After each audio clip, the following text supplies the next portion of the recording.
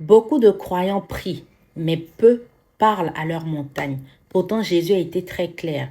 En Marc verset 11, verset 23, il dit, si quelqu'un dit à cette montagne, ôte-toi et jette-toi dans la mer, cela se fera. Remarque bien, Jésus n'a pas dit, analyse la montagne, supporte la montagne, ignore la montagne, pense à la montagne. Il dit, parle à la montagne.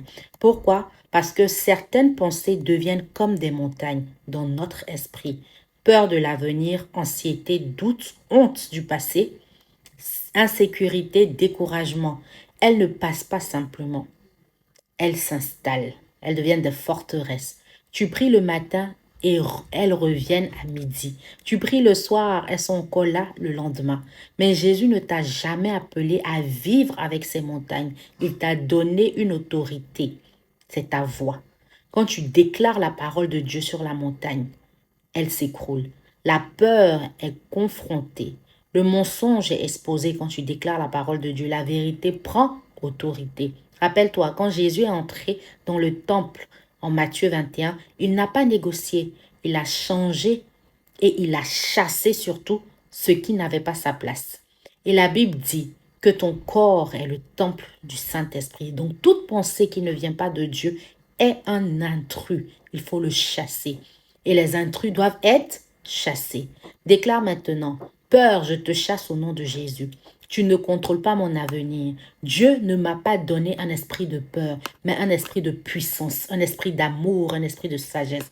Anxiété, tu n'as pas ta part ici. La paix de Dieu garde mon cœur et mon esprit.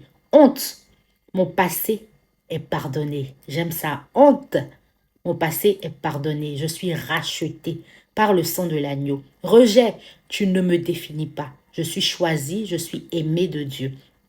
Mon esprit est gouverné par Christ. Toute pensée qui ne s'aligne pas avec la vérité doit se soumettre au nom de Jésus. Toute montagne de mon esprit doit se déplacer. Je parle la vie.